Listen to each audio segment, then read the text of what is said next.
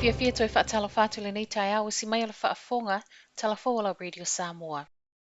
E le longo malia whaatonunga mo le au whai ngā luenga le Pandora i New Zealand e awana i vili mai seisi i le vaitaimi pisi o le kirisimasi.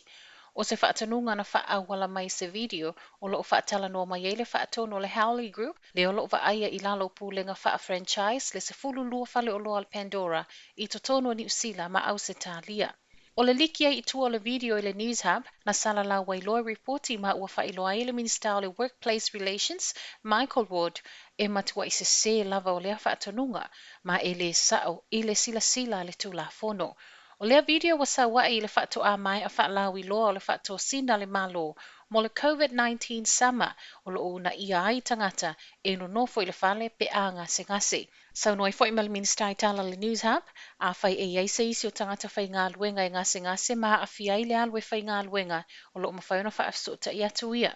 Ai mai le Pandora, o lea video na tu whaatasia wha apitoa mo se tasi o ana whale o loa i au se tālia, ma ele i whaia mo tangata whai ngā luenga i New Zealand, e ui, o lo i ai moli mau o tangata whai ngā luenga Pandora i New Zealand, sa whaatonuina i lato e mata i le video. Mai le so upol Pandora, ua whaato ese i tangata whai ngā luenga ua le fia ona o le nei whaasila silanga. Ua tāpai le Emergency Department po le EDL mautanga ngase miro mua, le fesoasoane le counties Manukau, ona o lea ua tele ina whao ngā umapotu i miro mua.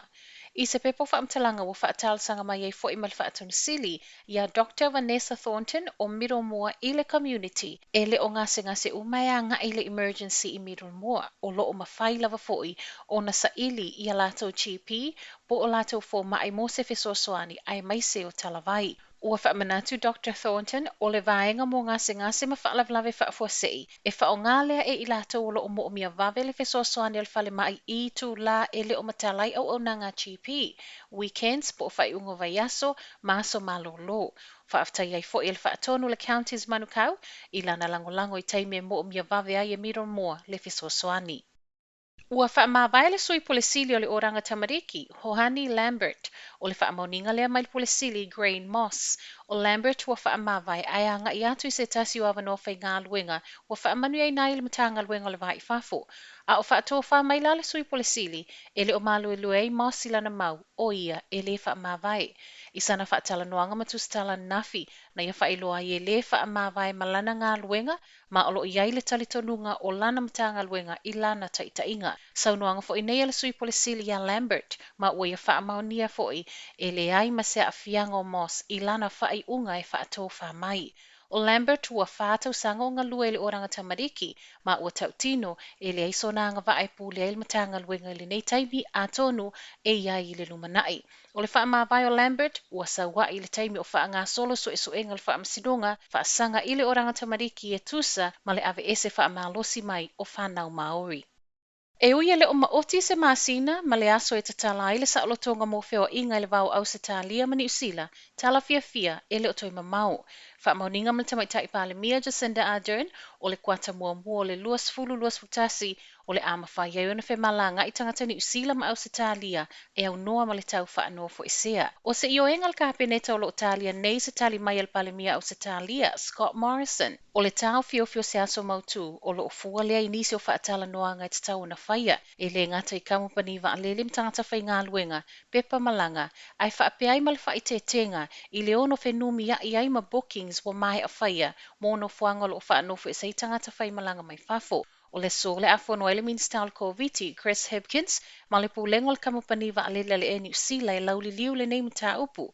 E se mai nei tā penanga whaamaunia fo e Jacinda, o lo i tā penanga whaolioli i le ono toi sau whaafua se o seisi outbreak po le toi pepesi o COVID au se talia. Nai vai aso ele ima mau atu na angi ai lunga o reporti, le levo na mana na o au se talia ia New Zealand e tatala ia na tapu o lo whaanofo e sei tangata whai malanga mai au se talia i New Zealand. O le wai o lea tala na nafi, ua tutu whaatase nei Australia ma le atu kuki o ila ua nei e toa lua ua ioe i ai New Zealand mo le tatalo le afu mo fe malanga i ngā saoloto. Ua le tau nu sauningo whaunga le University o Otago o no whainga tau whaamatau e wha sauningo whaunga whaapesa vale le au whau na fuafua mo le vaiaso nei a o lea ua tau fia uma. O nei sauninga na tu e whai e le aso a tai au ma le aso to nai Ma o le leo o ai o sauninga nei, ua whaamaunia mai ai le so upo le universite o loo tatala pia le avanoa ma whaiona anga i atu mo le piki ino tusi pasi ale ai o le alafo mai le pusameli. Vai aso talu ai tolo po mai ai nei sauninga ma e tusa ma reporti le Herald e le itu uai whaatasta singa aniso i lato e sami whai unga o tau mawhainga. E leo ma mai leo nei whainga tau whaamatau ma e le seisi wa mōlia i le taimi nei. Tala mule mule o le tae au, o le aso a tae au le asa wai tua le ata tifanga fau wa whae ngoa ino le mawaenga. Ta ua le whaatono le ata tifanga fau le tō wha, ta nupo fiu le malu au kuso e se pepo whaamtalanga, sa tele fitana whea ngai ai le tau tu whaata sio le nei ata tifanga, o na o tapu masa o le koviti, o le mawaenga i whaatatau se li i sa mo whai pisinisi na maliu, ai whete e na ilana whanau le vai vaenga o lana wili. O le sau i tua o le mawaenga, ua whaafta iai le whaatonu le atua, ua mawhaiona mai a ma ua tala whea ngai le lei fo i le whaalau i loa, ma Sofia Fia o le Kirisimasi. Tala Nala Radio Samoa, mo le nei tai au.